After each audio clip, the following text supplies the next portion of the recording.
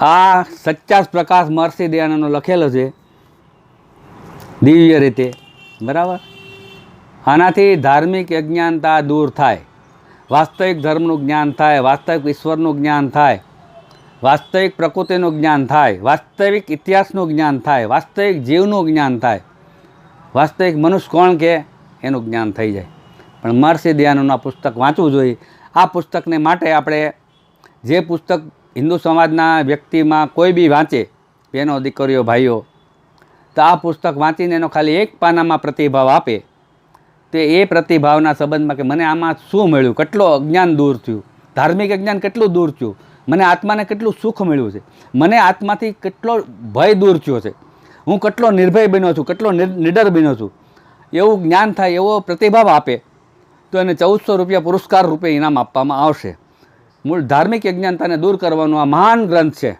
આની સિવાય દુર્લભ બીજો કોઈ ગ્રંથ મળશે નહીં જગતમાં, પણ આને વિચારથી પામવો પડે. ઘણાને આ વસ્તુ એમ કે આ તો બહુ ખંડન છે, આમ છે તેમ છે, પણ પહેલી વસ્તુ તો સત્ય શું છે. મહર્ષિ દયાનંદે કીધું સત્યનું મેં મંડન કર્યું છે અને અસત્ય છે અને ભ્રાંત છે એનાથી આપણે ખંડન કર્યું છે. પણ નકરું મહર્ષિ દયાનંદે ખંડન કર્યું નથી, પણ ખંડનની સામે એણે મંડન બી કર્યું છે. સત્ય આ છે.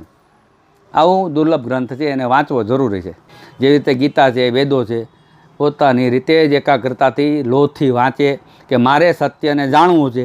એ સત્યને જાણવાવાળો પૂર્ણ જિજ્ઞાસુ હોય તો આ 50 પ્રકાશ વાંચે તો એને પૂર્ણ સત્યનું જ્ઞાન થાય કે સત્ય શું છે. જેને સત્યની ખોજ હોય એના પુસ્તક વાંચવું જરૂરી છે. બાકી તમને એમ કીધું કે ભાઈ સાકર કેવી, બરાબર, તમે કોઈને શું કહો ભાઈ ગળી, તો ઓલો સામેવાળાએ ખાધી જ નથી, કેવી તો કે ગળી, કેવી તો કે ગળી, બોલો કે ગળી પણ કેવી હોય તો એને તમારે સાકર મોઢામાં મૂકવી પડે. એની જેવું આ 50 પ્રકાશ ગ્રંથ છે. તમે એમાંથી ગમે એટલા મુદ્દા કરીને ગમે એમ કહેવામાં આવે તો એ પકડાય નહીં. કેમ કે કોઈ સિનેમા મૂવી આપણે પિક્ચર જોવા જાઓ તો અમુક ભાગ કહો તો તમને આખા પિક્ચરની સ્ટોરી નહીં સમજાય, આ શું કહેવા માગે. એ તો પોતાને જ આખું જોવું પડે. એની જેમ આ વસ્તુ તમે આ પોતાને જ વાંચવું પડે. 50 પ્રકાશ વાંચીને અનેક મહાપુરુષો થઈ ગયા છે. વલ્લભ સરદારથી માંડી, અટલ બિહારીથી માંડી, લેખરામ પંડિત, જેને એની હયાતીમાં એક હતા ગુરુદત્ત વિદ્યાર્થી, એ બધાએ 50 પ્રકાશ પૂર્ણ વાંચ્યું, અનેક વાર વાંચ્યું અને ત્યારે એનો સાર કાઢ્યો કે ઓ આ 50 પ્રકાશમાંથી મેં ભૂલ ગોતવા ગયો કે ભૂલ ન મળી. એવો મહાન દુર્લભ ગ્રંથ છે.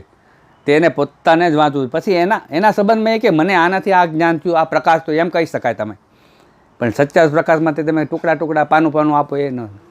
હા એમ છે ને, પ્રમાણ લેવાય કે દાખલા તરીકે મહર્ષિ દયાનંદના 50 પ્રકાશ એમ કહેવામાં આવ્યું કે ભાઈ વિદેશી રાજ્ય માતા પિતા તુલ્ય પ્રેમ આપનારું હોય, હિત કરનારું હોય, છતાંય પોતાના સ્વરાજ્યની તુલના એ ન આવે.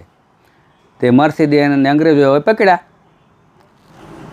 તે મહર્ષિ દયાનંદને કીધું કેમ તમે આ પુસ્તકમાં એમ કે વિદ્રોહ કર્યો છે, વિદ્રોહ લખ્યો છે એમ કે ભડકાવનાર.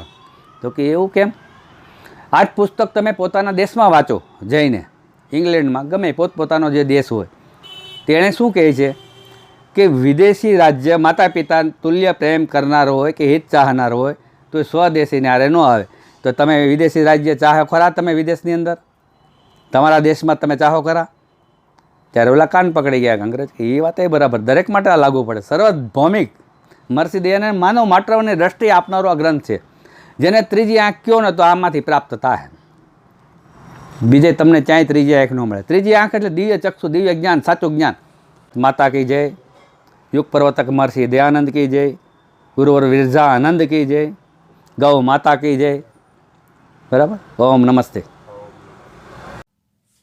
આગળના વિડીયો જોવા માટે આ ચેનલને સબસ્ક્રાઈબ કરો અને જો આ વિડીયો પસંદ આવ્યો હોય તો લાઈક કરો.